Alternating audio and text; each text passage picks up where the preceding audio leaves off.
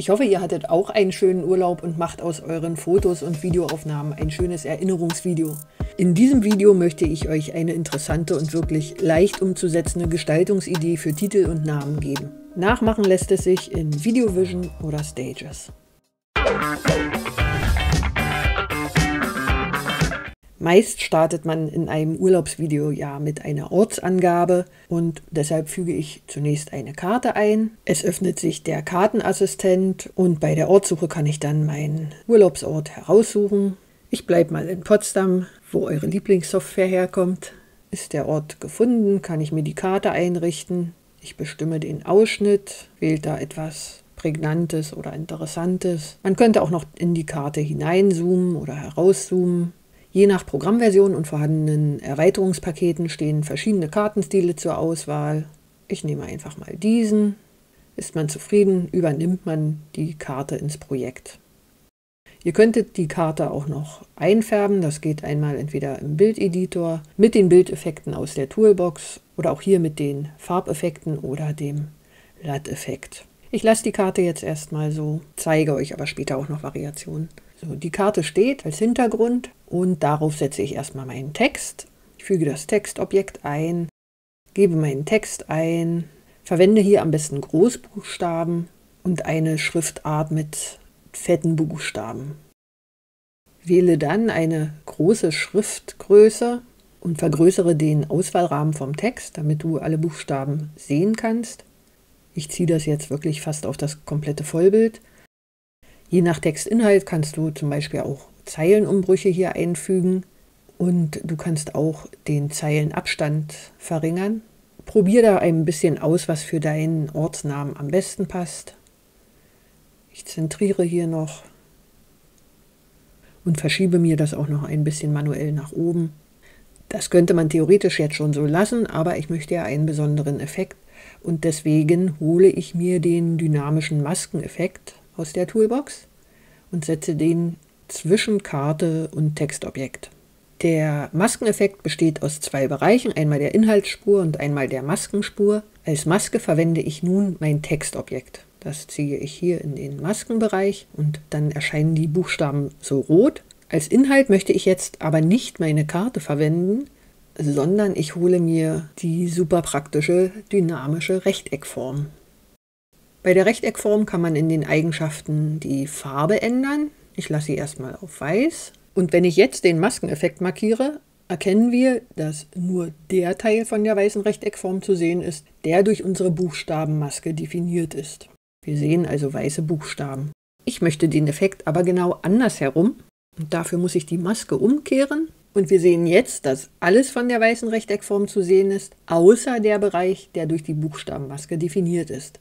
Das Weiß wirkt jetzt wie ausgestanzt und gibt den Blick auf die Karte im Hintergrund frei. Damit ist mein Effekt eigentlich schon wieder fertig. Ihr habt aber ganz viele Gestaltungsmöglichkeiten. Ich zeige im Folgenden einfach auch nochmal ein paar Varianten. Man könnte jetzt hier zum Beispiel statt der weißen Füllfarbe eine beliebige andere Farbe wählen, die zum Konzept der Show oder zum Urlaubsort oder einfach zur persönlichen Vorliebe passt.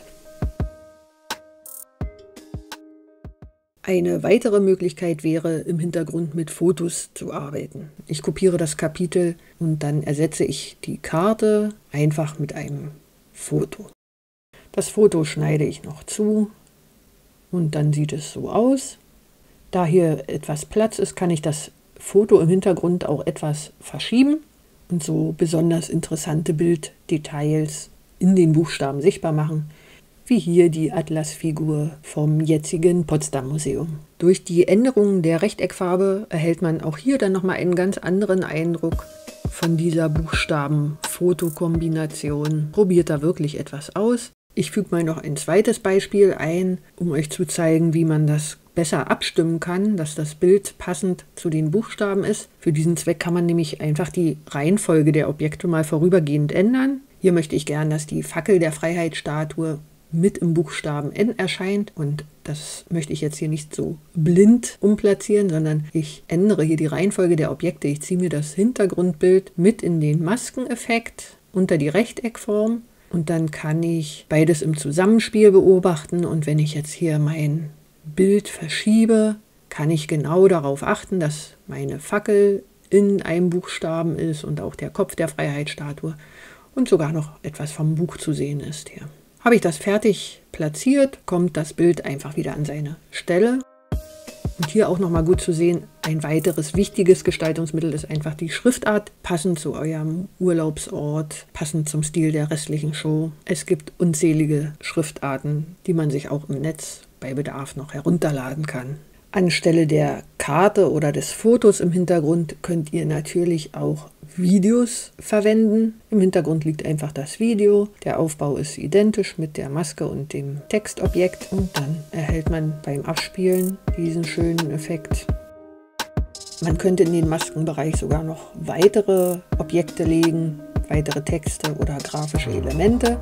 Schaut euch vielleicht auch nochmal die Möglichkeiten an, welche Textanimationen man verwenden könnte, um die einzelnen Buchstaben effektvoll erscheinen zu lassen. Probiert das einfach mal aus. Dann habe ich hier noch einmal ein paar Beispiele mit der Stadtplan-Variante gemacht.